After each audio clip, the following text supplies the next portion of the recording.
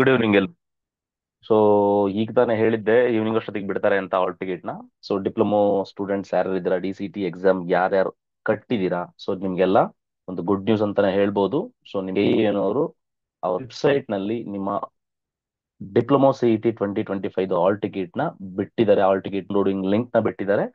So ಯಾರೆಲ್ಲ download ಮಾಡಬೇಕು, exam ಕಟ್ಟಿದ್ದೀರಾ, so ಅವರೆಲ್ಲ ಹೋಗಿ KE ವೆಬ್ಸೈಟ್ ನಲ್ಲಿ ಡೌನ್ಲೋಡ್ ಮಾಡಬೇಕು. ಅದು ಹೇಗೆ ಅಂತ ನಾನೀಗ ಹೇಳ್ತಾ ಹೋಗ್ತೀನಿ. ಸೊ ಕಂಪ್ಲೀಟ್ ಆಗಿ ವಾಚ್ ಮಾಡಿ. ಸೊ ಇದರಲ್ಲಿ ಇನ್ಸ್ಟ್ರಕ್ಷನ್ಸ್ ಇದೆ ಅಂತ ಓದಿ ಹೇಳ್ತೀನಿ ನೀಟಾಗೆ. ಸೊ ಅದನ್ನ ಸ್ಟ್ರಿಕ್ಟ್ ಆಗಿ ಫಾಲೋ ಮಾಡಬೇಕಾಗತ್ತೆ.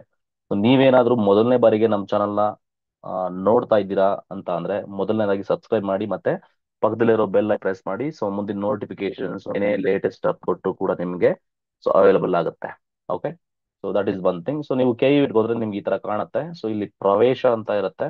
ಈ ಪ್ರವೇಶದಲ್ಲಿ ನೀವೇನ್ ಮಾಡ್ಬೇಕು ಅಂತಂದ್ರೆ ಇಲ್ಲಿ ನಿಮ್ ಡಿಪ್ಲೊಮೊ CET 2025 ಅಂತ ಇದೆ.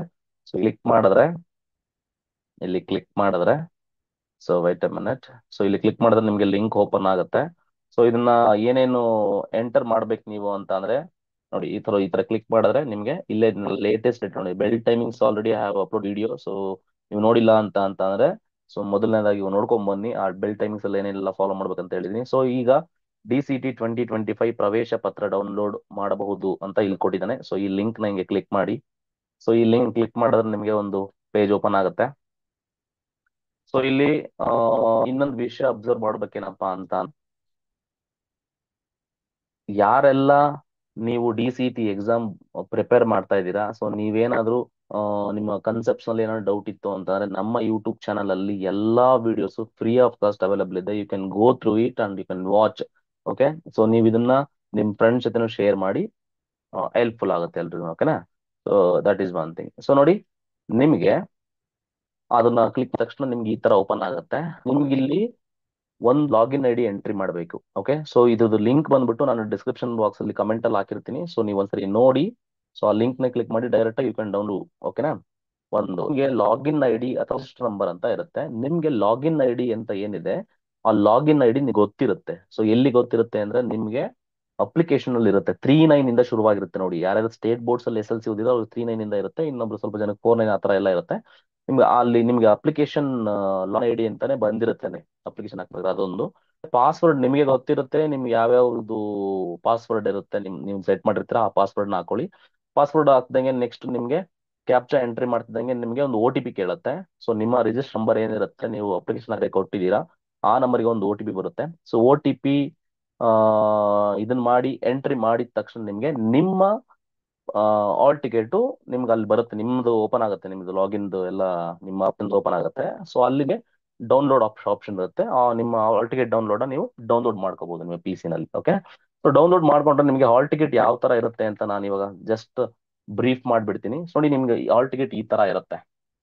ಓಕೆ, ಸೊ ನಿಮ್ಗೆ ಹಾಲ್ ಟಿಕೆಟ್ ಅಲ್ಲಿ ನಿಮ್ಗೆ ಈ ತರ ಇರಬೇಕು. ನಿಮ್ಗೆ 2 ಪೇಜ್ ಕೊಟ್ಟಿದ್ದಾನೆ. ಸೊ ಅನ್ಫಾರ್ಚುನೇಟ್ಲಿ ಅವರು OMR ಕೊಡ್ತಾರೆ ಅಂತ ಅನ್ಕೊಂಡು ಕೊಟ್ಟಿಲ್ಲ. So no need to worry.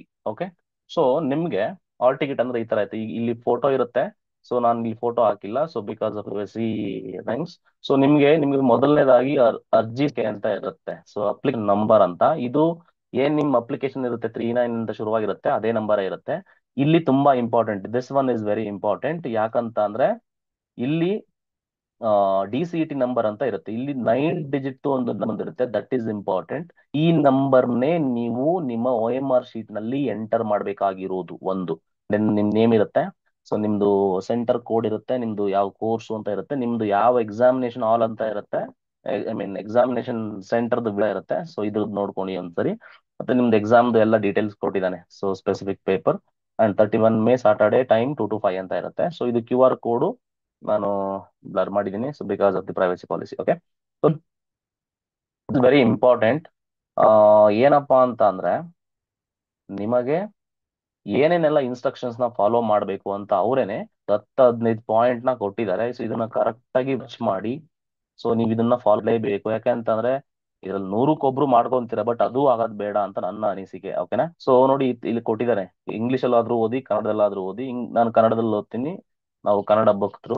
So ಇತ್ತೀಚೆಗೆ ರೈಲು ಇತ್ಯಾದಿ ವಿಳಂಬವಾಗುತ್ತಿರುವ ಹಿನ್ನೆಲೆಯಲ್ಲಿ ನಿಗದಿತ ಸಮಯಕ್ಕಿಂತ 2 ಗಂಟೆ ಮೊದಲು ಪರೀಕ್ಷಾ ಕೇಂದ್ರವನ್ನು ತಲುಪಲು ಅಭ್ಯರ್ಥಿಗಳು ಮುನ್ನೆಚ್ಚರಿಕೆ ವ್ಯವಸ್ಥೆ ಮಾಡ್ಕೊಳ್ಬೇಕು ಅಂತ ಹೇಳ್ತಿದ್ದಾರೆ. ಅಂದ್ರೆ ಇವಾಗ ನಿಮಗೆ ನಾನು ಆಲ್ರೆಡಿ ಹೇಳಿದ್ದೀನಿ, ನಿಮಗೆ ಟ್ರಾಫಿಕ್ ಗೀಫಿಕ್ ಎಲ್ಲ ಇರೋದ್ರಿಂದ, ಎಲ್ಲ ಅನ್ಸರ್ಟನ್ ಇರೋದ್ರಿಂದ ಸುಮ್ಮನೆ ಬೇಗನೆ ಹೋಗ್ರಿ. ಅದಕ್ಕೆ ನಾನು ಹೇಳಿದ್ರೆ ಅಟ್ಲೀಸ್ಟ್ 2 hours ಆಗಿಲ್ಲ ಅಂದ್ರೆ at least 1 hour before to present in the examination centre. Okay, ಅದೊಂದು. ಮತ್ತೆ ಯಾವುದೇ ಆದ ಉಪಕರಣಗಳನ್ನ ತಗೊಂಡೋಗಿಲ್ಲ, ಮೊಬೈಲು, ಬ್ಲೂಟೂತ್, ಕ್ಯಾಲ್ಕುಲೇಟರ್, ಚೀಟಿ, ಬುಕ್ಸ್ ಇತ್ಯಾದಿ ಏನು ಹೋಗಿಲ್ಲ. 2ನೇ ಪಾಯಿಂಟ್ ಅಲ್ಲಿ ಹೇಳಿದಾನೆ.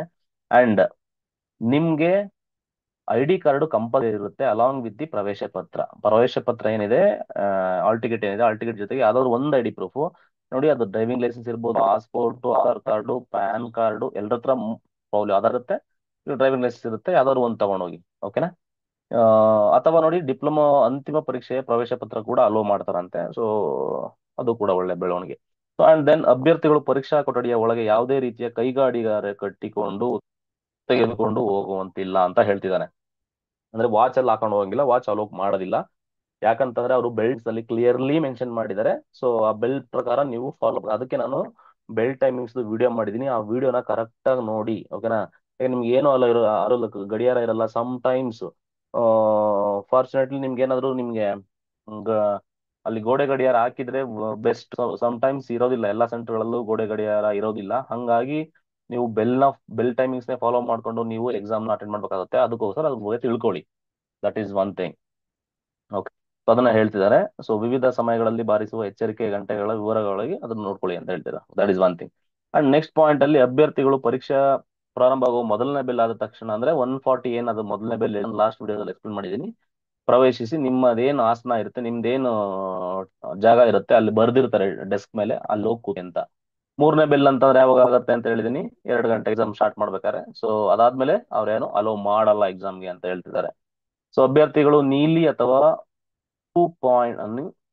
ಅಥವಾ ಕಪ್ಪು ಶಾಯಿಯ ಬಾಲ್ ಪಾಯಿಂಟ್ ಪೆನ್ ಅನ್ನು ಮಾತ್ರ ಉಪಯೋಗಿಸಬೇಕು.